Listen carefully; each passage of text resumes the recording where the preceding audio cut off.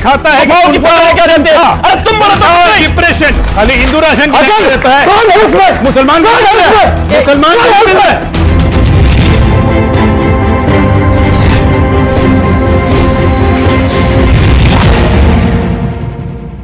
नमस्कार व्यूअर्स, मैं हूं अमीश देवगन और आप देख रहे हैं वीकेंड का सबसे भरोसेमंद कार्यक्रम ये देश है हमारा।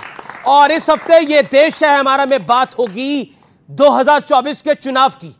मुझे याद आता है, एक होता है पैर पर कुल्हाड़ी लगना और एक होता है पैर कुल्हाड़ी पर दे मारना। मोदी को हराने की हुंकार भरने वाले विपक्ष की हालत चुनाव पास आते आते अक्सर ऐसी ही हो जाती है। दरअसल लालू प्रसाद यादव ने एक रैली में प्रधानमंत्री के परिवार पर सवाल उठाए थे और पूछा था कि ये नरेंद्र मोदी का परिवार है कहां। और अब बीजेपी ने इस मुद्दे को दोनों हाथों से उठा लिया है। बीजेपी ने बकायदा एक पूरी कैंपेन चला दी है जिसके तहत पार्टी के सभी नेता कार्यकर्ता यानी आम जनमानुस, आप भी खुद को मोदी का परिवार कहना उन्होंने शुरू कर दिया है। खुद प्रधानमंत्री मोदी भी कश्मीर से लेकर तमिलनाडु तक और बंगाल से लेकर बिहार तक खुद पर हुए इस हमले के बारे में जोर शोर से बात कर रहे हैं। प्रधानमंत्री कह रहे हैं कि उन्होंने घर मौज मस्ती के लिए नहीं बल्कि देश की सेवा के लिए छोड़ा था। यानी मोदी पर हुए डायरेक्ट अटैक से मजबूत पब्लिक कनेक्ट बनाने की भरपूर कोशिश हो रही है। दूसरी ओर राहुल गांधी जी हैं और उनके समेत पूरा विपक्ष है जो राम और सनातन पर बदजुबानी के लिए रुक नहीं रहा है, जो कि बीजेपी के लिए एक बोनस पॉलिटिकल अपॉर्चुनिटी साबित हो रही है। इतना ही नहीं, देश के गृह मंत्री अमित शाह ने एक बार फिर डंके की चोट पे कह दिया है कि मोदी सरकार के इसी कार्यकाल में सीएए देश में लागू होने जा रहा है। यानी आने वाले दिनों में अब फुल पॉलिटिकल एक्शन देखने को मिलेगा। सवाल है, क्या नरेंद्र मोदी के परिवार पर हमले का नतीजा 2019 के चौकीदार चोर जैसा होगा, जैसा साबित होगा? और बड़ा प्रश्न यह भी है कि राम के नाम पर हिंदुओं की भावनाओं के साथ खिलवाड़ क्या वोट का जुगाड़ कर पाएगा? आज इन्हीं तमाम मुद्दों पर होगी यह देश है हमारा में देश की सबसे प्रतिष्ठित चर्चा। 2024 का वार राम से लेकर परिवार। अभिनंदन है आपका आज के इस कार्यक्रम में।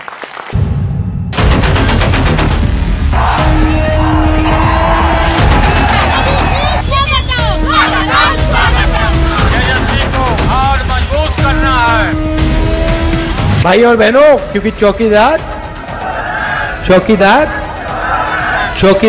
भारत माता की। वो साल 2019 था जब राहुल गांधी ने इस नारे से बीजेपी और खासतौर पर प्रधानमंत्री मोदी को घेरने की कोशिश की, लेकिन बदले में देश की जनता ने पूरे विपक्ष को तहस नहस कर दिया। अब एक बार फिर लोकसभा चुनाव सिर पर हैं और एक बार फिर प्रधानमंत्री मोदी पर डायरेक्ट अटैक हुआ है। आजकल परिवारवाद पर हमला कर रहा है। अरे भाई, तुम बताओ ना कि तुमको क्यों परिवार में कोई संतान नहीं तुमको हुआ, बताओ। ज्यादा संतान होने वाले लोगों को बोलता कि परिवारवाद है, परिवार के लिए लोग लड़ रहे हैं।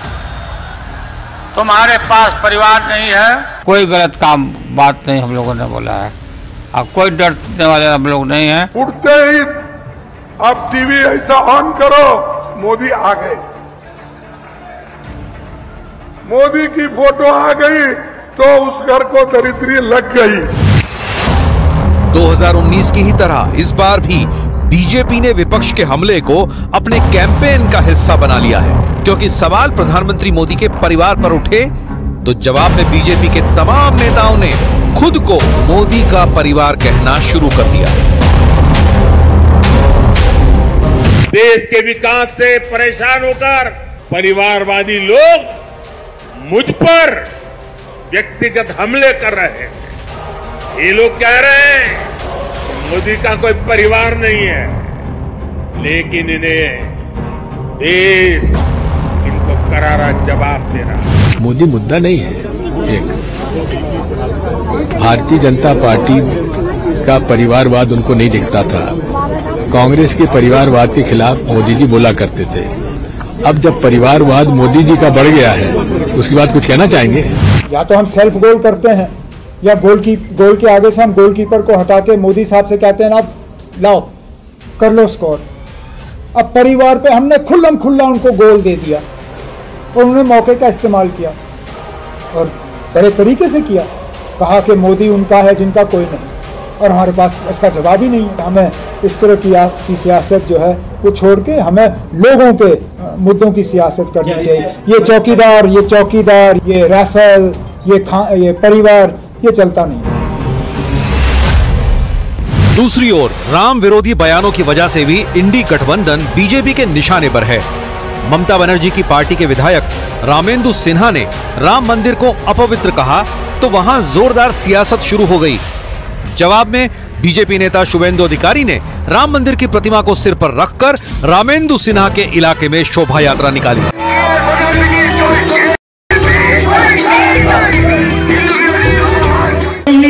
राम मंदिर तैरी হয়েছে আমি মনে করি অপবিত্র রাম মন্দিরেতে ভারতবর্ষের কোন হিন্দু যেন পূজা দিতে না যায়, ওটা একটা শপিস তৈরি হয়েছে, ওটা শুধু একটা শপিস তৈরি হয়েছে। दक्षिण में स्टालिन के बाद उनकी पार्टी के बड़े नेता ए राजा ने राम और रामायण के लिए बेहद आपत्तिजनक टिप्पणी की है। ஆனால் நீ சொல்லுகிற கடவுள் இந்த கடவுள் என்றால், இதுதான் ஜெய் ஸ்ரீராம் என்றால், இதுதான் பாரத மாதாக்கு ஜி என்றால், அந்த ஜெய் ஸ்ரீராமனையும் பாரத மாதாவையும் ஒருபோதும் நாங்கள் ஏற்றுக்கொள்ள மாட்டோம், தமிழ்நாடு ஏற்றுக்கொள்ளாது। நீ வேணா சொல்லி பார், ராமனுக்கு எதிரி, भारत विरोधी, राम विरोधी, सनातन विरोधी सब तरह के बयान चल रहे हैं, देश को बांटने के, उत्तर और दक्षिण को बांटने के। मेरा सवाल कांग्रेस से ये है, आखिर ये शह किसकी मिल रही है? सवाल ये है कि क्या मोदी पर निजी हमला एक बार फिर विपक्ष का सेल्फ गोल साबित होगा और राम का अपमान क्या बर्दाश्त कर लेगा हिंदुस्तान? आज इसी पर जनता के बीच होगी देश की सबसे बड़ी बहस। तो व्यूअर्स, सबसे पहले आज की चर्चा के, आज की बहस के 3 बड़े मुद्दे क्या हैं। पहला मुद्दा, लालू यादव ने क्या बैठे बिठाए मोदी के परिवार का जिक्र छेड़कर बीजेपी के लिए एक इमोशनल मुद्दा दोबारा से खड़ा कर दिया है? क्या ये 2019 वाली चौकीदार चोर है वाली मूवमेंट है देश के लोकसभा चुनाव से ऐन पहले? दूसरा मुद्दा, क्या विपक्ष की राम विरोधी छवि एक बड़ी स्ट्रैटेजी है बीजेपी की ओर से भी और विपक्ष की ओर से भी? और तीसरा बड़ा मुद्दा जो कि बहुत अहम है, क्या सीए से एनडीए का 400 प्लस का टारगेट पूरा हो पाएगा? ये बड़ा प्रश्न है। तो आज इन्हीं 3 मुद्दों के इर्द गिर्द चर्चा रहेगी। जोरदार तालियों से अभिनंदन करिए हमारे मेहमानों का, हमारे युवा मित्रों का। सबसे पहले हमारी ऑडियंस के लिए, हमारे युवा मित्रों के लिए जोरदार तालियां। मेरे साथ आज एनालिस्ट भी हैं और पैनलिस्ट भी हैं, मेरे साथ नेतागण भी हैं और मेरे साथ एक्सपर्ट भी हैं। जोरदार तालियों से स्वागत करिए भारतीय जनता पार्टी के नेता प्रवक्ता डॉक्टर अजय आलोक का, अमित जमाई प्रवक्ता समाजवादी पार्टी का, जोरदार तालियों से अभिनंदन है। राजेश गुप्ता एमएलए विधायक प्रवक्ता आम आदमी पार्टी के, जोरदार तालियों से आपका अभिनंदन है। विवेक श्रीवास्तव जी लेफ्ट के जाने माने नेता हैं, उनका अभिनंदन है। आप तमाम लोगों का स्वागत है। संजय राणा जाने माने राजनीतिक विश्लेषक, उनका अभिनंदन है। के शर्मा जाने माने राजनीतिक विश्लेषक, उनका अभिनंदन है। तो जोरदार तालियां होनी चाहिए सब मेहमानों के लिए। आइए चर्चा की शुरुआत करते हैं और अमित जमाई शुरुआत आपसे करते हैं। बड़े दिनों बाद आपका दिल्ली दौरा लगा है और बड़े दिनों बाद अगर दिल्ली दौरा लगा है तो सवाल सबसे पहला तो यह बनता है कि दिल्ली अभी दूर दिख रही है या पास आकर थोड़ी पास दिख रही है? दिल्ली आने के बाद पता चला कि शहंशाह जो है वो डर गए। जब से दिल्ली में आम आदमी पार्टी का कांग्रेस का गठबंधन हुआ, जब से पश्चिम में जिनको चवन्नी कहा जा रहा था, जब से वो अठन्नी या सिक्का बन गए हैं, न जाने क्या हो गए हैं, तब से जो शहंशाह हैं 400 बहुत शोर मचा के बोल रहे हैं। हमारा ये कहना है कि आपने जैन जी को ले लिया, आपने राजभर जी को ले लिया, आप सारी पार्टियों को तोड़ रहे हो। अगर आप इस देश के सबसे ताकतवर नेता हो, दुनिया की सबसे शक्तिशाली पार्टी हो, तो आपको ये सब करने की जरूरत क्या है? हमारे बच्चे जानते हैं, गांव से हैं ये सब, मैं भी गांव का हूं। राम राम कहते हुए हम भी बड़े हुए हैं। ये भारत की भाषा है। लेकिन आज इनका सवाल, मेरा सवाल क्या है कि जो सरकारें चुनी हुई हैं वो शिक्षा का इंतजाम करें, वो नौकरियों का इंतजाम करें और प्यार मोहब्बत भाईचारे का देश में माहौल हो। जो हमारी आजादी। आप कह रहे हैं कि राम राम बोल के बड़े हुए, चलिए आप राम राम बोल के बड़े हुए, राहुल गांधी क्या राम राम बोल के बड़े नहीं हुए? वो क्या कहते हैं, मोदी चाहते हैं कि आप दिन पर मोबाइल पर रहो, जय श्री राम बोलो और भूखे मरो। मतलब जय श्री राम बोलने वाले भूखे मर रहे हैं। हमारा ये कहना है कि आपका राहुल जी का कहना है, बताइए। नहीं, अमित जमाई राम राम बोल के बड़े हो रहे हैं, राहुल गांधी राम राम बोल के बड़े नहीं हो रहे। नहीं, अल्लाह अकबर करने से तो पेट में राशन नहीं आएगा ना। बिल्कुल। भगवान का राम दिल 24 घंटे जपवाने से मेहनत, मशक्कत, नौकरी, शिक्षा जो सरकार का वादा है, हम कह रहे हैं आप धर्म का एक्सपर्ट क्यों बनना चाहते हैं? 5 वक्त का नमाजी और अपना काम भी अच्छे से करता हो तो क्या कहिएगा उसके? बहुत अच्छी बात है, काम तो हो। क्यों बोला जनरलाइज करके? क्यों बोला राहुल गांधी ने? कटोरा राहुल गांधी ने जनरलाइज करके क्यों बोला? हाथ में यहां पर इतने सारे युवा बैठे हैं, ये भगवान राम का नाम भी लेते होंगे, वासुदेव कृष्ण का नाम भी लेते होंगे, लेकिन अपना कर्म भी करते हैं, अपना धर्म भी करते हैं। रमेश भाई, तो क्या कहिएगा? हिंदू हो या मुसलमान हो, दलित हो या पिछड़ा हो, उसके हाथ में प्रधानमंत्री ने कटोरा थमा दिया है। 80 करोड़ लोग भारत के, 80 करोड़ लोग, प्राइम मिनिस्टर कहते हैं मैं 80 करोड़ लोगों को खाना खिला रहा हूं, राशन दे रहा हूं। सरकारों का काम है कि ये जो मेहनतकश बाप बेटियां हैं ना, जो मजदूर हैं, गरीब हैं, किसान हैं, हाथ को काम क्यों नहीं दे रहे हो? लाठियां क्यों दे रहे हो उनको? धर्म का काम है, नमाज पढ़ लेंगे, पूजा कर लेंगे। क्या हम लोग पूजा करते हुए, नमाज पढ़ते हुए बड़े नहीं हुए? तो फिर क्या बोलने की आवश्यकता थी? डॉक्टर आजाद, मैं ऑडियंस से भी राय लूंगा, क्या क्या क्या बोलने की आवश्यकता थी राहुल गांधी को कि जय श्री राम बोलो और भूखे मरो? देखिए, हिंदुस्तान में है हम लोग, हिंदुस्तान की संस्कृति को मानने वाले हैं, सनातन को मानने वाले हैं। भाई साहब ने अपनी बात शुरू की कि शहंशाह है दिल्ली में। नहीं है शहंशाह दिल्ली में। टीपू सुल्तान आपके यहाँ है, हमारे यहाँ कोई शहंशाह नहीं है। अखिलेश का नाम टीपू ही है। आज हम लोग जो चर्चा में बैठे हैं, लालू यादव को क्या जरूरत थी कहने को? जरा सोचिए, जरा मानसिकता क्या है। अब मोदी तो हिंदू भी नहीं है।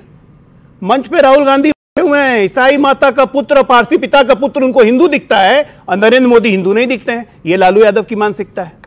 करेंगे क्या आप जो आज राहुल गांधी का ये डायलॉग सुना रहे हैं कि भूखे मरो, जय श्री राम बोलो, भूखे मरो? ये हिकारत है, ये सनातन के प्रति नफरत है। ये जो इंडिया अलायंस बैठा हुआ है यहाँ पे, बगल में मेरे आम आदमी पार्टी के एमएलए भी हैं, उनकी भी बात याद दिला दूं। क्या बोला अरविंद केजरीवाल ने? बेटा, मेरी नानी ने कहा बेटा मुझे ऐसे राम मंदिर के दर्शन नहीं करने हैं जिसे किसी मस्जिद को तोड़ के बनाया गया। बड़ा फेमस हुआ था, और उसके बाद चले गए राम मंदिर दर्शन करने। जी, ये जानबूझ के एक एक कॉन्स्टिट्यूएंसी को एड्रेस करने के लिए काम करते हैं। पूरा का पूरा इंडी गठबंधन जो है, ये बनाई है कि भाई मुसलमानों को वोट छिटके नहीं हमारे में रहे। लेकिन आज मैं आपको बता देता हूं, 2024 मई में जब रिजल्ट आएंगे, इनके एक जमीन निकल जाएगी। आपने कहा ना कि दिल्ली क्यों आए हैं? दिल्ली इसलिए आए हैं क्योंकि यूपी छूट गया, 80 गया तो दिल्ली आ रहे हैं। जी जी। और मुसलमानों का 35% से ज्यादा वोट भारतीय जनता पार्टी नरेंद्र मोदी को मिलेगा, क्योंकि सबको लेके हम देश आगे बढ़ रहे हैं। सबको लेके चल रहे हैं। अब आज ये बीजेपी ने गियर बदल दी है, बीजेपी ने गियर को शिफ्ट किया है। इसको तो मानना पड़ेगा। मैं एक्सपर्ट्स के बाद भी आऊंगा। ये आ रहा हूं आपकी बात। विवेक श्रीवास्तव बोलने पहले, फिर मैं आ रहा हूं। विवेक श्रीवास्तव, बीजेपी ने गियर को शिफ्ट करा है, और वो पॉलिटिकल गियर ऐसे शिफ्ट करा है कि अब देखिए, बीजेपी कह रही है कि मुसलमान भी वोट इस बार मोदी को डालेगा, क्योंकि मुसलमान को भी मजबूत सरकार चाहिए। यानी, और मुसलमान कैंडिडेट भी दे दिया केरल के अंदर। अब बताइए यूपी में कितने कैंडिडेट देंगे मुसलमान? अभी पूरी लिस्ट अनाउंस नहीं हुई। नहीं अनाउंस हुई ना, तो अनाउंस होने का वेट करिए, किसी को नहीं मिलेगा इनकी तरफ से टिकट। और दूसरी पार्टियों को तोड़ा जा रहा है। अच्छा, मुसलमान ही सिर्फ अल्पसंख्यक है इस देश के अंदर? जवाब दीजिए। मुसलमान ही अल्पसंख्यक है आपकी राय के अंदर? आप सुन लीजिए, सरदार अल्पसंख्यक नहीं है, जैन अल्पसंख्यक नहीं है, बौद्ध अल्पसंख्यक नहीं है, पारसी अल्पसंख्यक नहीं है। बताइए ना, विक्टिमाइज है कि नहीं है? है कि नहीं है? है सारे, लेकिन विक्टिमाइज मुसलमानों को किया जाता है। मैं यूपी के दौरे पे था, पूर्वी उत्तर प्रदेश पूरा घूम कर आया हूं। इन लोगों ने सारे वोट पोलराइज करे हुए हैं। हिंदू मुसलमान के अलावा वहां की जनता कोई बात नहीं कर रही। इन्होंने डिवाइड किया सोसाइटी को। यह सबसे खतरनाक चीज है, जहर बोया है, और पोलराइज इतना किया है, किसी मुसलमान को टिकट उत्तर प्रदेश में नहीं देंगे। विवेक भाई बात करते हैं, विवेक भाई एक सेकंड, विवेक भाई करते हैं देश की। विवेक भाई एक जी, अगर ये कौन डिवाइड करा, व्यूअर्स आप भी सुनिए, और जो दर्शक उस तरफ है वो भी सुने। अगर आप राम को भगवान बताते हैं तो हमें स्वीकार नहीं है, ये डिवाइड करा जा रहा है या यूनाइट करा जा रहा है? जी। अगर आप जय श्री राम कहते हैं तो हमें स्वीकार नहीं है, भारत माता की जय कभी स्वीकार नहीं करेगा तमिलनाडु, ये स्वीकार किया जा रहा है या यूनाइट किया जा रहा है? Point number 1। अच्छा, उसके बाद ये तो ए राज और राहुल गांधी का तो मैंने जिक्र कर ही दिया। आप जय श्री राम बोलो और भूखे मरो, ये यूनाइट हो रहा है या डिवाइड हो रहा है? राहुल गांधी ने बिल्कुल सही कहा है। बहुत बढ़िया। वो कहते हैं और मैं जस्टिफाई करूंगा कि जय श्री राम बोलो और भूखे मरो, मैं जस्टिफाई करूंगा इसको, क्योंकि जय श्री राम का प्रयोग आध्यात्मिक उन्नति के लिए ये नहीं कर रहे हैं, ये कर रहे हैं डिवाइड करने के लिए, वोट के लिए, मंदिर के नाम पे वोट इकट्ठा करने के लिए। इसलिए राहुल गांधी कह रहे हैं, INDIA कह रहा है, हमारे घटक दल कह रहे हैं, आम आदमी पार्टी कह रही है, समाजवादी पार्टी कह रही है, एक बात कह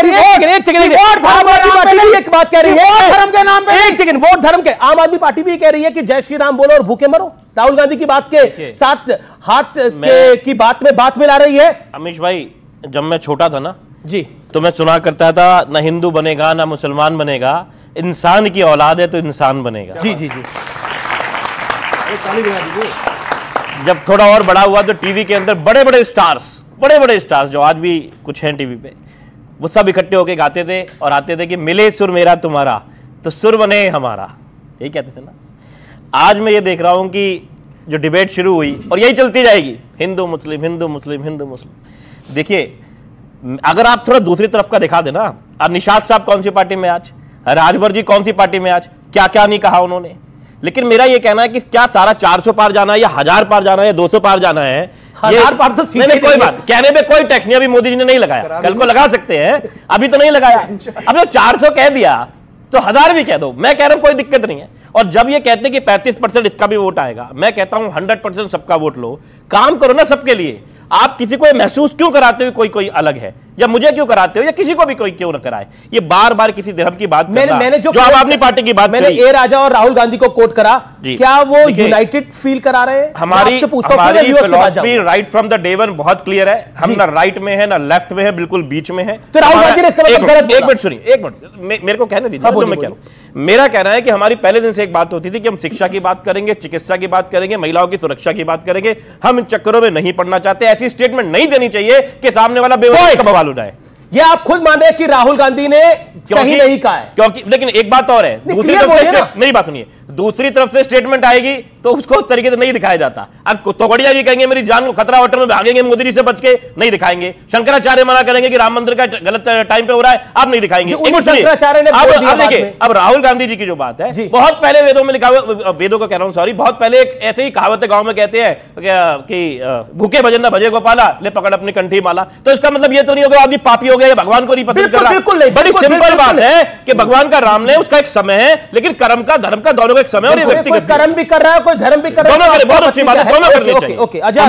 अमित जी इन्होंने कहा कि ना हिंदू बनूंगा ना मुसलमान बनूंगा, इंसान की औलाद है, इंसान बनूंगा। बहुत अच्छा। मैं पूछना चाहता हूं अमित भाई से, आपको अपने मुस्लिम होने पे गर्व है या नहीं? बेशक सभी को गर्व है। तो मुझे क्यों नहीं गर्व होगा हिंदू होने पे? तो होना मुझे क्यों नहीं होगा? मुझे क्यों नहीं होगा? यही तो 70 साल से देश में चल। मुसलमान होने पे गर्व करो, अल्पसंख्यकों को देखो और हिंदुओं को बांट दो। हिंदू अस्मिता को खत्म करने की बात होती है, दर्द वहां होता है। इसी देश में 500 साल हम लड़ाई लड़ते रह गए, बहुसंख्यक होने के बावजूद एक अयोध्या का मंदिर बनवाने में हमें 500 साल लग गए। आज भी ज्ञानपीठ पे हमारी लड़ाई जारी है कोर्ट में, आज भी मथुरा में हमारी लड़ाई जारी है कोर्ट में। अगर बहुसंख्यक मेजॉरिटेरियनिज्म जो ये आरोप हम पे लगाते हैं, अगर इसका एक जज्बा हम में होता, इसका एक जज्बा हम में होता, तो क्या जरूरत ही न्यायालय की? अगर ये इस्लामिक देश होता तो क्या इनको मंजिल लेने में टाइम लगता? आपकी पार्टी बहुसंख्यक की है, गायब कर देते हैं। किसी के बीच में नहीं बोले, आपकी पार्टी विवेक जी नहीं बोल, मेरा एक मामला है, मैं कहता हूं कि हर एक को अपने धर्म के प्रति आदर और धर्म के प्रति सचेत रहना चाहिए। लेकिन एक प्रश्न मेरा भी है सर, जी बिल्कुल, आप कह रहे हैं कि हर एक को अपने धर्म के प्रति सचेत रहना चाहिए, सबको अपने धर्म के लिए काम करना चाहिए, लेकिन कर्म भी करना चाहिए। मेरा पॉइंट यह है कि हिंदू धर्म बीजेपी की बपौती तो है नहीं है, बिल्कुल नहीं है, तो फिर आप उसको अपनी कस्टडी में क्यों रखना चाहते हैं? कहां ये आरोप है आपके? अरे क्यों आरोप लगा रहे हो? कौन कस्टडी में रखना चाह रहा है? रामलल्ला का इन्विटेशन, कस्टडी की बात कर, रामलल्ला का जब इन्विटेशन गया तो कहे कि ये बीजेपी का इवेंट है, हम नहीं जाएंगे। रामलल्ला के खाली बीजेपी के हैं? अच्छा, यहाँ पे कौन कौन लोग भगवान का नाम लेते हैं अपने घरों के अंदर? लगभग सभी ले रहे हैं, और कौन कौन लोग अपना काम भी करते हैं साथ में? अब बोलिए। एक बात कहूंगा, जी देखिए, 5 सेकंड, बस 5 सेकंड।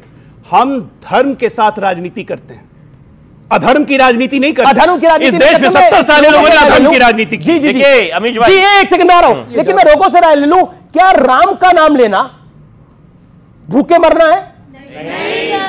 सर, बात अगर धर्म की हो रही है तो मैं ये पूछना चाहूंगी कि हमें बचपन से सिखाया जाता है राजधर्म। धर्म ज्यादा जरूरी है, कर्म ज्यादा जरूरी है? कर्म कोई धर्म क्यों नहीं? फिर कर्म को ही धर्म मानो। अगर हम देखें, हमें बचपन से सिखाया जाता है कि अगर कोई नेता जाता है बनने के लिए तो वो अपना घर परिवार त्याग करके अपने देश के लिए करता है। और फिर ऐसे में अलायंस से सवाल उठता है लालू प्रसाद यादव जी का कि मोदी जी पर कि तुम्हारा घर कहाँ है, तुम्हारे लोग परिवार कहाँ है। तो फिर क्या हम देखना चाहेंगे कि ऐसे लोग जिनके मन में ये चीज है कि परिवार, पर मोदी जी का परिवार तो नहीं है ना, मतलब उन्होंने परिवार छोड़, मोदी जी का 140 करोड़ का परिवार है। वही सिखाया जा रहा है कि पूरा देश उनका परिवार है। हमें तो यही सिखाया जा रहा है पूरा देश परिवार। तो फिर उनसे सवाल क्यों उठ रहा है ये चीज कि क्यों ये अमीर जमाई ये पॉलिटिकल ब्लंडर हो गया है, जैसा 2019 में हुआ था चौकीदार चोर है, इस बार आपने पूछ लिया मोदी का परिवार कौन सा है, तो लोग खड़े होकर बोल रहे हैं कि हम है मोदी का परिवार। बताइए क्या करिएगा? यहां से पर मैं भी हाथ खड़ा करवाऊंगा तो जवाब मिल जाएगा। पहले देखिए, नरेंद्र मोदी का परिवार अगर इस देश का 125 करोड़ परिवार होता तो 80 करोड़ हिंदू जो है ना, राशन के लाइनों में कटोरा लेकर नहीं खड़ा होता। खाली हिंदू राशन की लाइन में रहता है, मुसलमान को नहीं मिल रहा है, मुसलमान को नहीं मिल रहा है। अरे मुसलमान को मैं पूछ रहा हूं कि 14 से लेकर 2024 में हिंदू की ही सरकार है ना, कि मुसलमानों का कंट्रोल है एंटीना पे सरकार के, तो 80 करोड़ लोग कटोरा के लायक क्यों खड़े हैं? अच्छा 2001 भाई अमित भाई, अभी बड़ी इंटरेस्टिंग बात बोली, बोला 2014 के बाद से हिंदू की सरकार है, आप क्या या फिर एंटीना पे मुस्लिम की सरकार है, यही बोला। क्या 2014 से पहले कोई और सरकार थी क्या? जवाब दीजिए। 14 के पहले ये मानते हैं कि मुसलमानों की सरकार थी, 14 के पहले ये मानते थे कि एंटीना हम लोग का है। यस, 14 से पहले भारत के संविधान के आधार पे चलने वाली सरकार थी, सेक्युलर सरकार। भगत सिंह, गांधी, नेहरू, लोहिया, उनके सपने पे चलने वाली सरकार थी। तो मेरा ये सवाल छोटा सा है अमीश भाई, थोड़ा सा दे जी, 30 सेकंड दे। जी बोलिए। 80 करोड़ हिंदू नासाज क्यों है? पूरे उत्तर प्रदेश के गांव में आप चल जाओ, किसान गरीब मजदूर रात भर फसलों को अपना रखाते हैं। दूसरी बात जी, कानपुर में एक ब्राह्मण मां बेटी का बुलडोजर चला दिया गया, उसकी हत्या हो गई। गलत हुआ वो। पूरे उत्तर प्रदेश में ब्राह्मणों पे जो एट्रोसिटीज हैं वो हिंदू नहीं है।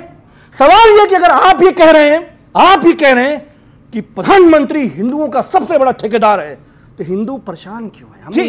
जी लेकिन अभी आपने बहुत बोली कि देखिए संविधान 2014 से पहले संविधान की बात होती थी। एक बंगाल राज्य है, वहां पे एक संदेश खली है।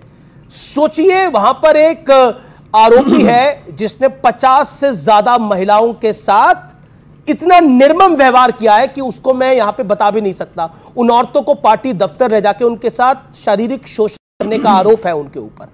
उस व्यक्ति के लिए 55 दिन तक उसको कोई नहीं पकड़ पाया।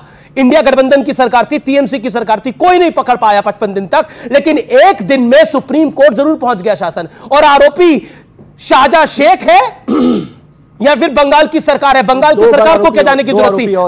पॉइंट सीधा यह है कि संविधान की धज्जियां कैसे उड़ाई गई, ये भी हम सबने देखा है। लोग आलोक आप 30 सेकंड। मैं बस ये कहना चाहता हूं कि बिल्कुल संविधान के हिसाब से 2014 की सरकार, पहले की सरकारें चल रही थी।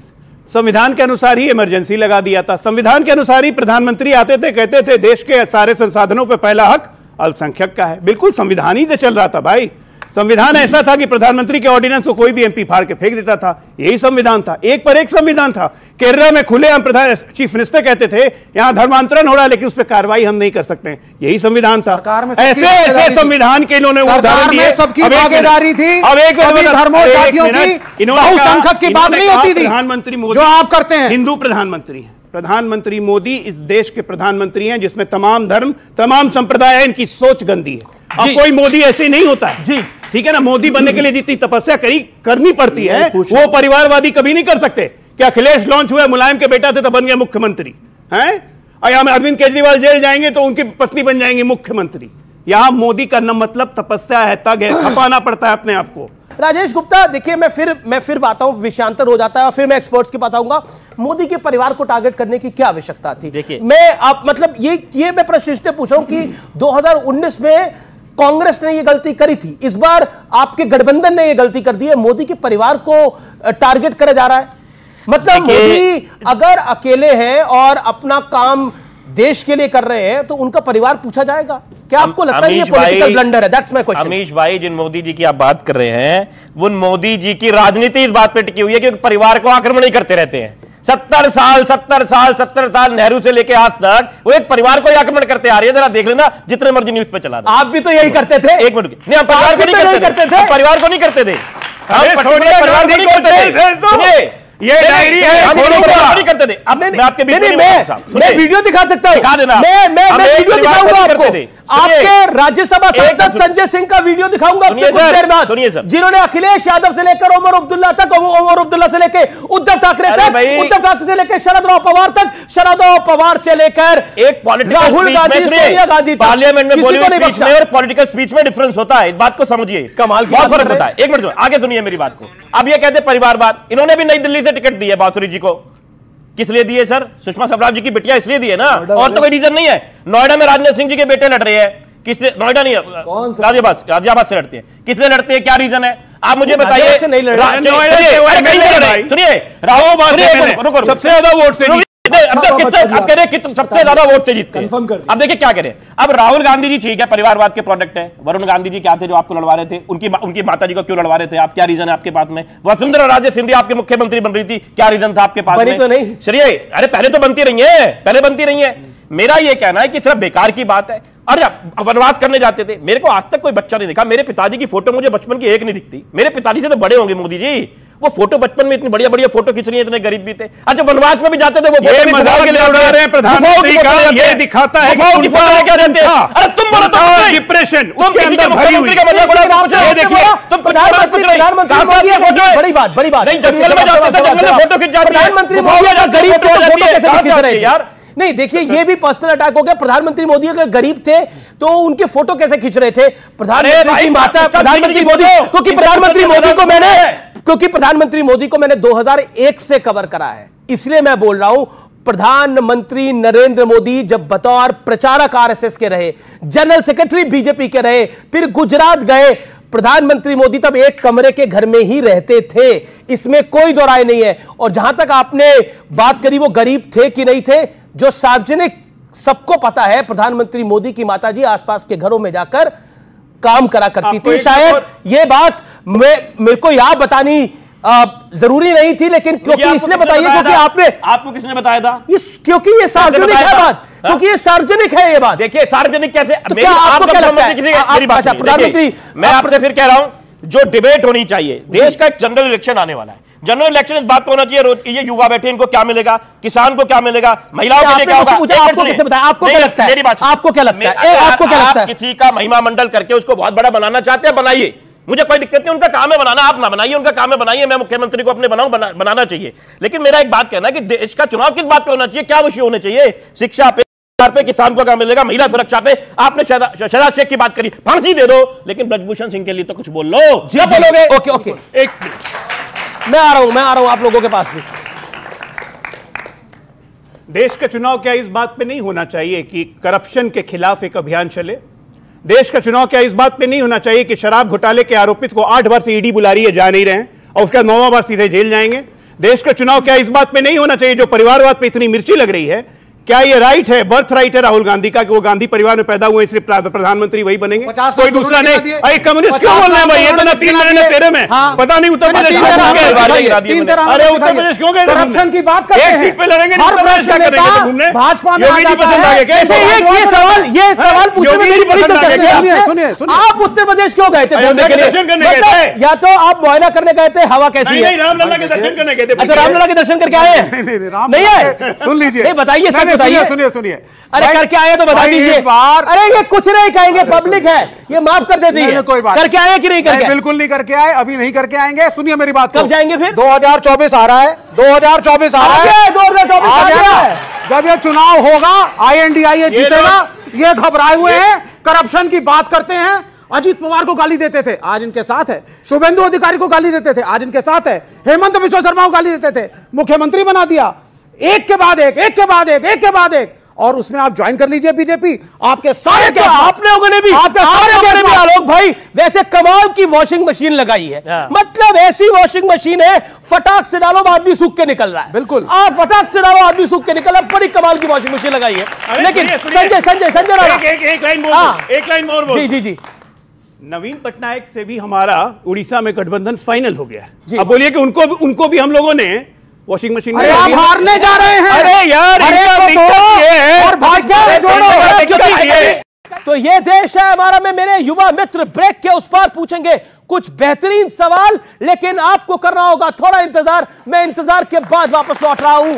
ये देश है हमारा का बेहद खास एडिशन लेकर। कंटेक्स्ट क्या मतलब है? सनातन के राजनीति। वेलकम बैक व्यूअर्स, आप देख रहे हैं वीकेंड का सबसे भरोसेमंद कार्यक्रम ये देश है हमारा। एक बार फिर आपका अभिनंदन है और मेरे युवा मित्रों के लिए जोरदार तालियां। लेकिन इस दौर में कुछ गंभीर सवाल पूछे जाएंगे। संजय राणा जी, अभी कई सारे ओपिनियन पोल आए हैं और उन ओपिनियन पोल्स के अंदर एक बीजेपी के लिए बहुत बड़ी खतरे की घंटी ये है कि बीजेपी अपने बूते 370 पार नहीं कर रही है, एनडीए के बूते 370 पार कर। मतलब विपक्ष के एक नेता ने जब प्रतिक्रिया दी, देखिए बीजेपी तो मोदी जी कह रहे थे 370 आएंगे, लेकिन बीजेपी की 335 आ रही हैं। अब बताइए। देखिए ऐसा है कि सर्वे जो भी आता है अमीश जी, वो सर्वे जरूरी नहीं कि 100% हो, वो 5 से 10% इधर से उधर हो सकता है। अगर 335 बोले 10% जोड़ दी, तकरीबन 200 से 370 के पास पहुंच रहा। लेकिन मुझे 1 मिनट दीजिएगा कि बहुत बड़े बड़े वक्ता यहाँ पे खड़े हैं, इन्होंने बोला कि शहंशाह, इनको पता होना चाहिए शहंशाह जो होता है मुगल आजम में होता है, देश की प्रजातांत्रिक देश में नहीं होता है, वो सेवक होता है। नंबर 1 ये बात कर। Sir 1 minute, let me finish sir 2 प्रश्न पूछ रहा हूं, वाणिज्य मंत्री कौन है? सर अब मैं किसी का नाम सर आई टेल यू, की नाम है sir, I tell you everything, I tell you sir, बड़े प्यार से आपको बताता हूं। सर इनकी सरकार थी, अनएम्प्लॉयमेंट की बात कर रहे हैं, 17% अनएम्प्लॉयमेंट उत्तर प्रदेश में, आज 2.4% है। ये बात कर रहे थे किसानों की, तो 2016 में गन्ना किसानों का 1 लाख करोड़ रुपए का भुगतान भाई साहब ने नहीं किया था। अब इनसे भी बोल लेता हूं, ये बोल रहे थे धर्म। देखिए ऐसा है कि धर्म, इनसे मान्यवर जो धर्म पे चर्चा कर रहे थे, राम का नाम लेके पेट नहीं भरता। भैया आपको मालूम है राम जो मंदिर का प्राण प्रतिष्ठा हुई थी, 1 लाख करोड़ का धंधा हुआ था, यानी बिजनेस हुआ था, सिर्फ उनके जो वस्त्र बेच करके या झंडा लगा करके। ये आपके लिए, ये भाई साहब हमारे मित्र सुन लीजिए सर, सुन लीजिए, हमारे आम आदमी पार्टी की चर्चा कर रहे थे, स्कूल अस्पताल, एक भी दिल्ली में स्कूल नहीं बना, एक भी अस्पताल नहीं मिला। अभी इनके मुख्यमंत्री कल ही, अमित जी 10 सेकंड में खत्म कर रहा हूं, कल ही बोल रहे थे 42,000 नौकरी दे दी पंजाब में। भाई साहब अक्टूबर और नवंबर में 2022 में वहां पर बेरोजगारी दर 8.2 था और आज 9 के पार हो चुका पंजाब में। अब किसकी बात कर रहे हो? अरे आंकड़े रख के बैठा करिए, और आंकड़ों पे अगर तथ्यता ना हो तो आपसे डिबेट करने के लिए मैं तैयार हूं। सिर्फ 2 बातें इन्होंने बिल्कुल ठीक कहा, आंकड़े 10% ऊपर नीचे हो सकते हैं, 335 के 10% घटा लो, घटाओ जरा, ठीक है, 15 घट के तुम्हारा काम हो गया।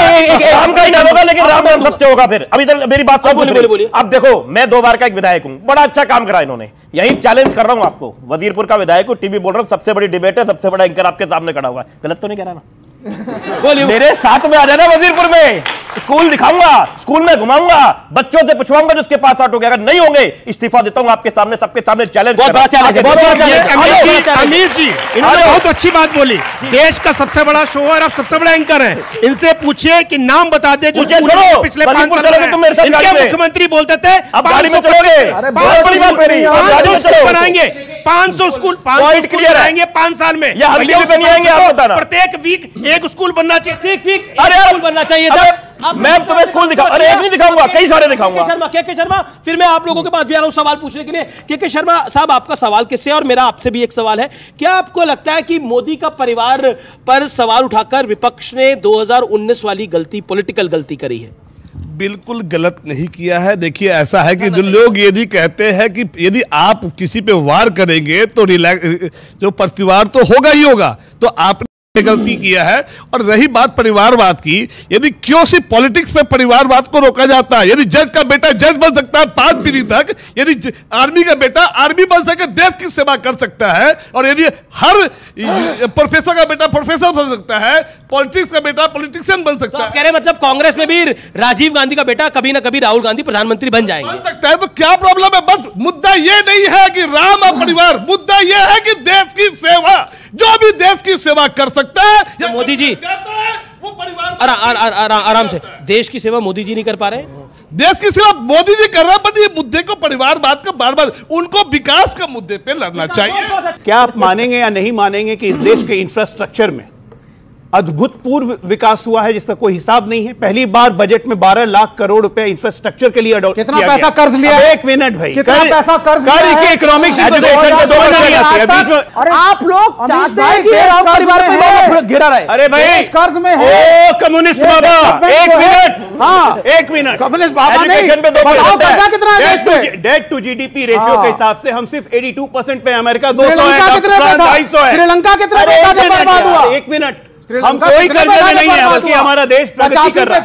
आज इतने एक्सप्रेस में बन रहे हैं, एयरपोर्ट बन रहे हैं, आईटी बन रहे हैं। उस पर अपनी कोई राय रखना चाहता है तो अपनी राय रखिए, बोलिए, अपनी बात को रखें आप। ओके, हाँ बोलिए, खड़े होके बोलिए। नमस्कार आप सभी को। सर मैं बिल्कुल मानूंगी मोदी जी ने विकास किया है, अभी भी चले जाए ग्रामीण इलाकों में काफी विकास हुआ है वहां पे पहले के मुताबिक। किसी भी आप ग्रामीण एरिया में चले जाइए, जितनी अपॉर्चुनिटीज अब वहां पे मिल रही है न्यू स्किल डेवलपमेंट्स की वजह से, मुझे नहीं लगता कि दिखाई देते हैं आपको सर इस समय 10 साल में जो इंफ्रास्ट्रक्चर डेवलपमेंट काफी अच्छा हुआ है, जो ग्लोबल स्ट्रॉन्ग स्टैंड हमारा बन रहा है वो पहले कभी नहीं हुआ है। ग्लोबल स्टैंड भारत का अच्छा हुआ है। और कोई कुछ कहना चाहता है? आप कुछ कहना चाहती है, बोलिए। जनता का जवाब सुन के इन लोगों को मिर्ची लग जाएगी भाई। जी, हाँ बोलिए। सर आप डेवलपमेंट की बात कर रहे हैं कि आपको पता है कि मोदी जी के टाइम पे 15 एम्स बने हैं, नेहरू जी के टाइम पे एक भी एम्स नहीं बना था, ना इंदिरा गांधी के टाइम पे, अटल बिहारी वाजपेयी जी के टाइम पे 5 एम्स बने थे और मनमोहन सिंह की सरकार में सिर्फ 1 एम्स बना है। जी, अब बताइए, लड़ना है अमित जी, ये युवा पीढ़ी है। आप मोदी जी का एक सेकंड डॉक्टर जी, आप मोदी जी का परिवार पूछ रहे थे, अभी मैं हाथ खड़ा कराऊं कि मोदी जी का परिवार कौन सा है तो रिजल्ट आपको मिल जाएगा। आप टेस्ट करने जाओ, सुनिए, अगर अभी आपका मन है तो कर लो। देखिए डॉक्टर अजय लोग कोई भी करना चाहे तो करना। ऐसा है, मैं एक लाइन पूछता हूं, प्रधानमंत्री मोदी जी ने संन्यास ले लिया था, क्या आप उनको अपने परिवार में अपने अभिभावक, अपने पिता, अपने चाचा के रूप में देखते हैं या नहीं देखते हैं? अगर देखते हैं तो हाथ उठाइए, इनको जवाब मिल जाएगा। अमित जी सुनिए, चलिए जवाब मिल गया, तुम्हारे हिसाब से काम हो गया भाई। भाई एक बात ये अभी की बारी है, चलिए आप देखिए प्राइम मिनिस्टर का परिवार क्या है। एक मिनट सुनिए, वो हमेशा कहते रहे कि मेरा परिवार आरएसएस है। क्या इस देश का किसान, ये बच्चे बहुत सारे गए होंगे प्रोटेस्ट में, अमित भाई पूरे देश से परेशान होकर जो दिल्ली में आते हैं, क्या वो प्राइम मिनिस्टर का परिवार है? इसको चला दीजिए जरा। क्या इस देश के युवा जो सबसे बड़ी आबादी है, जो बेरोजगार है, वो प्राइम मिनिस्टर का परिवार है? क्या इस देश में जातिगत जनगणना को चाहने वाले लोग, दलित, पिछड़ा, गरीब, वो प्राइम मिनिस्टर का परिवार है? ठीक है, एक सेकंड संजय राणा क्या कहना चाहते हैं? 10 सेकंड। बहुत अच्छी इन्होंने बात बोली कि समाजवाद और इंडस्ट्रीज की बात करी। बताइए जया बच्चन कौन से समाजवाद से आती हैं, जरा बता दीजिए। जया बच्चन को आपने राज्यसभा अरे सुन लीजिए, अरे धैर्य रखिए, अरे किसान की बात कर रहे हैं, अरे किसान की बात कर रहे हैं, भागो मत। ये बताइए परिवार की बात कर रहे हैं, 22 लोग इनके अपने परिवार के भाई भतीजे चाचा बने हुए हैं, 32 लोग। और बताते 96% किसान जो देश का है वो बेचारा मिस्त्री पे अपना इन टोटल ये 32 कह रहे हैं, कितने हैं वैसे? सुनो, आप ज्यादा कंफर्म करेंगे, अमित जी आपसे बेहतर किसको पता है? ये यादव फैमिली के कितने परिवार वाले हैं बताइए ना। समस्या बताओ ना। 30 है, 30 बताऊं क्या है? 32 है? दर्द बताऊं क्या है? हजारों साल से एक जाति का भारत के न्यायालय से लेकर सत्ता पे, ब्यूरोक्रेसी पे कब्जा रहा। जब से दलित आने लगे, ये कांग्रेस को आने लगे, कांग्रेस को आने लगे, अरे कांग्रेस को गाली दे रहे भाई। एक पे कटार से मौका दे रहा हूं, यादव मुख्यमंत्री कैसे? अरे ठीक है, एक सेकंड जवाब ले लेते ना, फिर आपको बताओ। दिख रही है। अरे एक सेकंड दिख रही है। शांत, मुझे डिबेट रोकनी पड़ेगी अगर ऐसे चलेगा। एक सेकंड, मैं अब एक मल्लिकार्जुन खड़गे कांग्रेस के सर्वोच्च नेता हैं, अध्यक्ष हैं, उन्होंने एक बयान दिया है। वो बयान मैं व्यूअर्स आपको सुनाना चाहता हूं। वो बीते कुछ दिनों का सबसे बड़ा बयान है। क्या बोला है आप खुद सुनिए और व्यूअर्स आप निर्णय लीजिए। अब क्या है, उठते ही अब टीवी ऐसा ऑन करो, मोदी आ गए। मोदी की फोटो आ गई तो उस घर को दरिद्री लग गई। पॉइंट यह है कि मोदी की फोटो अगर आ जाती है तो वो घर दरिद्र हो जाता है। मतलब दरिद्र का अगर मैं अर्थ आपको समझाऊं, गरीब गुर्बत हो जाती है उस घर, जिस घर में नरेंद्र मोदी की तस्वीर आ गई। पहले तो जिस घर में गुर्बत है वहां टीवी भी है। मतलब खड़गे साहब क्या बात बोल रहे हैं। लेकिन डॉक्टर अजय आलोक, क्या आपको लगता है कि यह पॉलिटिकल बात जो खड़गे साहब कह रहे हैं, ये पॉलिटिकल बात है या पर्सनल बात है? नहीं, पॉलिटिकल बात है। मैं बिल्कुल अग्री करता हूं। खड़गे साहब ने बिल्कुल ठीक बोला भाई, अपने बारे में बोल रहे हैं तभी तो एक्सपीरियंस है। जब से कांग्रेसी मोदी का फोटो देखना शुरू किया 2002 से, देखिए दरिद्रता कैसे आती चली गई कांग्रेस पार्टी में, कहां से कहां गई। राजीव गांधी के समय 404 थे, बड़े मजबूत थे। मोदी जी का फोटो 2002 से देखना शुरू किया, देखिए ऐसे ऐसे ऐसे घटते घटते घटते आज 52 आ गया। उसी का दर्द झलक रहा है और कुछ नहीं है। अब वो 40 से नीचे आ जाएंगे इस बारी, 40 नहीं 25 के नीचे जाएंगे। ये लोग अग्री कर रहे हैं। देखिए सब शांत बैठे हुए हैं। कोई घमंडिया ये नहीं बोलेगा, कोई घमंडिया ये नहीं कहेगा कि नहीं खड़गे को ये बात नहीं कहनी चाहिए। ये लोग नहीं कहेंगे। एक लाइन बोलूंगा। इसी खड़गे साहब ने कहा था, याद रखो मोदी का राज आ जाएगा तो समझ लेना सनातन का राज आ जाएगा। ये यही खड़गे थे। इनके बोल महान हैं। इनके किस टेक्स्ट में? वो अलग कंटेक्स्ट में। कंटेक्स्ट है क्या मतलब है? सनातन का राज नहीं रहेगा, किसका रहेगा हिंदुस्तान में? शब्द बेशक। अरे हिंदुस्तान में किसका राज चाहिए? अरे ब्राह्मणों का राज नहीं चलेगा। देखिए ब्राह्मण जातिवाद को मोदी ब्राह्मण दिख रहा है इनको। इस देश में मोदी ब्राह्मण दिख रहा है। ये देखिए नफरत, नफरत बांधे रखा। ये इन्होंने कहा कुछ जातियों का पालन करिए। ये कह रहे हैं ब्राह्मण देश के ब्राह्मण सुने, देश के अन्य जाति सुने। इनको क्या चाहिए देश में? अगर इनकी जात के हिसाब से भी अब आप इनके साथ है, अलग नहीं हो सकते। अलग नहीं हो सकते आप, अलग नहीं हो सकते आप। अब इनके साथ है आप। अब आप राहुल गांधी के साथ है। मेरा बात सुनिए जी, राहुल गांधी के साथ है कि नहीं? पार्टी में मिले तो नहीं अभी बात है। ओके, किसी पार्टी में मैं बता रहा हूं दोनों राहुल जी के साथ ये जवाब आना चाहिए। राहुल गांधी के साथ है कि नहीं? पार्टी में किसी पार्टी में विलय नहीं करा। राहुल के साथ की बात में पूछो, पहले ये पूछो कि मोदी के खिलाफ जरूर है। मोदी के खिलाफ राहुल के साथ नहीं है। मोदी के खिलाफ सुनो, मोदी के खिलाफ डॉक्टर साहब हमारे साथ उनके साथ। इसका मतलब मोदी के आम आदमी पार्टी कांग्रेस को जो 3 सीटें दी है, आम आदमी पार्टी निपटा देगी कांग्रेस पार्टी को। ऐसा कुछ नहीं है। मतलब ऐसे अलायंस का क्या फायदा कि आप भरे स्टूडियो में लोगों के सामने राहुल गांधी के साथ है, वो मान भी नहीं सकते। मेरे आपसे क्या है? मैंने कहा मोदी के खिलाफ जो भी है आम आदमी पार्टी मोदी है, उनमें राहुल गांधी भी है। फैक्टर मोदी, राहुल गांधी, ये बात स्पष्ट है। ओके, जो ये भगवान राम को कहने का टारगेट करने की बात है, ये जो जाति पर लाने की बात है, वैसे कहते हैं कि हम सब एक चाहते हैं, हिंदू मुसलमान में एकता रहे, लेकिन जातिवाद रहे। मतलब जातिवाद दूसरी तरफ रहे, जातिवाद एक ही तरफ रहे।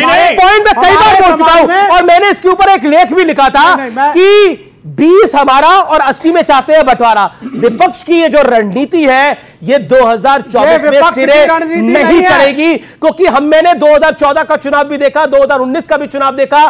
कास्ट, क्रीड और क्लास को छोड़कर पब्लिक ने नरेंद्र मोदी के लिए वोट डाला था। 2024 के ओपिनियन पोल यही सजेस्ट कर रहे हैं। विपक्ष की जो रणनीति है कि 20% यानी अल्पसंख्यक वोट तो हमें मिल जाए और 80% में ब्राह्मण, ठाकुर, वैश्य, सैनी, बनिया, इन सब में हम डिवाइड कर दे तो खेल हो जाएगा। ये खेल नहीं होने वाला है।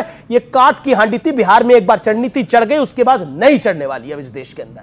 मैं ये गारंटी से बात कह रहा हूं पॉलिटिकल रीडिंग को करते हुए। और इसका नुकसान होगा आप लोगों को। नुकसान नहीं होगा, इसका नुकसान होगा। तो फायदा करके दिखाइए। मध्य प्रदेश में फायदा हुआ, मुझे राजस्थान में फायदा हुआ, मुझे 10 छत्तीसगढ़ में फायदा हुआ, नुकसान समाज में बदलाव आया है। आप जितना मर्जी रोकेंगे, समाज में बदलाव आया है। 1947 के बाद क्या बदलाव समाज में? मुझे बोलने दीजिए। इनको जातियों में बांटकर, इनको जातियों में, ये गलत है। जातियों में बांट के समाज का फायदा होगा। 20 सेकंड आपने नहीं दिए, मेरे को बोलने दीजिए। सीधी सी बात है, भारतीय जनता पार्टी और संघ परिवार जिस व्यवस्था को इस देश में लाना चाहते हैं उसमें ब्राह्मणिकल सुप्रीमेसी होगी। ये फैक्ट है। ये जिस तरीके की रचना चाहते हैं उसके अंदर दलितों और ओबीसी का स्थान नहीं होगा। इसके खिलाफ हमारी लड़ाई है। ये कास्ट सेंसस के खिलाफ है। सुनिए, मंदिरों को, इस देश के मंदिरों में जो चंदा जाता था उसको मंदिरों का कंट्रोल हमने सरकारों को दिया। वापस उस कंट्रोल को लेना चाहते हैं। क्यों लेना चाहते हैं? मैं इसका जवाब सिर्फ एक लाइन से दूंगा। भाई साहब एक तो आप हैं नहीं कहीं तीनों तेरह में। नहीं आपसे सर्टिफिकेट नहीं चाहिए। केरल भारत में है, केरल भारत बोलने में दीजिए ना मुझे, केरल भारत में बोलने दीजिए ना। तो उसी केरल से तो राहुल गांधी के खिलाफ उम्मीदवार दे रहे हैं। बिहार के 16 देश में है, बिहार के 16 लड़के रहे उनसे लंबा नहीं बस। बांग्लादेश में सुनिए है कि नहीं है? एक मिनट अमित भाई, मत बोलिए कुछ। अमित भाई इनसे इनको बस आराम से इन लोगों को मुझे पानी वगैरह पीजिए। हाँ, इन लोगों को मुझे समझ में नहीं आता। अरे हो गया, छोटी सी बात समझ में नहीं आती। सरकार के हाथ से लेकर पंडितों के हाथ में तो देना चाहते हैं। विवेक भाई हो गया पंडितों को जो गाली गलौज करना था कर लिया। अब बढ़िया, मेरा वादा था कि आपको संजय सिंह की मैं बाइट सुनाऊंगा। बोला हमने कभी परिवारवाद की बात नहीं करी, संजय सिंह की बाइट सुनाने का मेरा वादा था। और क्योंकि मैंने वादा किया था तो वादा निभा देता हूं, निभा दूं वादा, तो वादा निभा देता हूं। वो बाइट सुना देता हूं, थोड़ी बड़ी है लेकिन सुनिएगा जरूर तबीयत से। चंद परिवारों का देश की राजनीति पर कब्जा है। चले जाइए कश्मीर, शेख अब्दुल्ला, फारूक अब्दुल्ला, उमर अब्दुल्ला, एक ही परिवार की पार्टी। चले जाइए उत्तर प्रदेश, मुलायम सिंह यादव, अखिलेश यादव, रामगोपाल यादव, शिवपाल यादव। चले जाइए बिहार, लालू यादव, राबड़ी यादव, तेजस यादव, और देश की सबसे बड़ी पार्टी कांग्रेस पार्टी, चाचा नेहरू, बिटिया इंदिरा, बेटवा राजीव, बेटवा संजय, बहू सोनिया, बेटवा राहुल, बिटिया प्रियंका, दामाद बाड्रा, एक ही परिवार की पार्टी कहां है बताओ। अब बताइए, वो एक ही परिवार की पार्टी के साथ गठबंधन आपने सबके साथ कर लिया। अखिलेश सपा के साथ आपका गठबंधन हो गया, यानी इंडिया अलायंस में है। लालू यादव के साथ भी आप लोग हैं, इंडिया अलायंस में है। शरद पवार के साथ भी आप अलायंस में है, इंडिया अलायंस में है। देश की सबसे बड़ी पारिवारिक पार्टी बकौल आपकी पार्टी, उस पार्टी के साथ भी आपका गठबंधन है। बोलिए क्या कहिए। देखिए, पहली बात मैंने बहुत पहले आपसे कहा था, आपने खड़गे साहब की भी एक स्पीच सुनाई। पार्लियामेंट में बोलने में और पॉलिटिकल स्पीच में फर्क होता है, आप इस बात को समझ लीजिए। पार्लियामेंट में सिर्फ प्रधानमंत्री जी कह सकते हैं 56 करोड़ की विधवा, पार्लियामेंट में ऐसी स्पीचेस नहीं होती। क्योंकि अगर आप चुनावी स्पीच देखेंगे तो प्रधानमंत्री जी ने पता नहीं क्या क्या कहा है। संजय सिंह 1000 करोड़ का ये परिवारवादी के ऊपर और उसके आप कांग्रेस परिवारवादी नहीं है। अभी राहुल गांधी ने पॉलिटिक्स से रिटायर हो गए। अभी देश के जो हालात हैं जी, बार बार ठीक है, शायद बच्चों को बात नहीं समझ में आ पाती होगी कि संविधान की बात जब होती है तो उनको लगता है कि क्योंकि यहाँ एक अलग माहौल है। देखिए, आपको गांव देहात में जाके देखना पड़ेगा। जो आपका क्या हालात है, एक मिनट सुनिए। क्या देश के हालात ये है कि किसान, मजदूर, महिला सब परेशान है, सिर्फ बोल नहीं पा रहे क्योंकि इन्होंने हालात ऐसे बनाए हैं, डराते हैं, लेकिन आपको लगता है घोषित इमरजेंसी है? बिल्कुल है, ये तो सब कुछ। मुझे क्या लगता है, आपको भी लगता है, आपको पता, आप भी नहीं बोल पा रहे। नहीं तो अगर आप खुल के बोलेंगे तो अब बोला गया कि आप भी नहीं बोल पा रहे। अब देखिए, मुंह में हाथ डाला है तो मैं जवाब जरूर दूंगा और जवाब देना चाहिए। देखिए, बहुत अच्छी बात बोली, देश में अघोषित इमरजेंसी है और अघोषित इमरजेंसी की वजह से आम आदमी पार्टी ने कांग्रेस के साथ अलायंस करा है। और मैं आम आदमी पार्टी के अलायंस को इसलिए अनैतिक बोलता हूं क्योंकि यह पॉलिटिकल पार्टी का जन्म कांग्रेस के विरोध में हुआ था। Point number 1। और पॉइंट नंबर 2 यह है कि इन्होंने बोला घोषित इमरजेंसी है। इस देश में घोषित इमरजेंसी एक ही टाइम लगी थी, सन 1975 में कांग्रेस का शासन था, इंदिरा गांधी की सरकार थी, घोषित इमरजेंसी थी। विपक्ष के तमाम बड़े नेताओं को, अटल बिहारी वाजपेयी को, लाल कृष्ण आडवाणी को, समाजवादी नेताओं को, चिंतकों को, मुलायम सिंह यादव को, लालू प्रसाद यादव ने अपनी बेटी का नाम मीसा कानून के तहत रखा, सबको अंदर डाल दिया था और इस देश में संविधान में बदलाव कर दिया गया था। वो इमरजेंसी थी। उस इमरजेंसी में भी बीजेपी ने कांग्रेस के साथ अलायंस नहीं किया था, समाजवादी ने कांग्रेस के साथ नहीं अलायंस किया था। लेकिन आज जो ये सो कॉल्ड घोषित इमरजेंसी कहते हैं, आज आम आदमी पार्टी इतनी मजबूर हो गई कि इन्हें कांग्रेस के साथ अलायंस करना पड़ गया। ये सोच के देखेगा व्यू। और इसी के साथ मैं अपनी वाणी को विराम देता हूं, यहां पर इस कार्यक्रम को समाप्त करता हूं। अघोषित इमरजेंसी नाम की कोई चिड़िया नहीं है, लेकिन इस देश में घोषित इमरजेंसी सिर्फ इंदिरा गांधी ने लगाई थी और वो काला दिन तब भी था, आज भी है और इस देश के अनंत काल तक रहेगा। आप सबको मेरी नमस्कार और आपने इस कार्यक्रम को देखा। जय हिंद।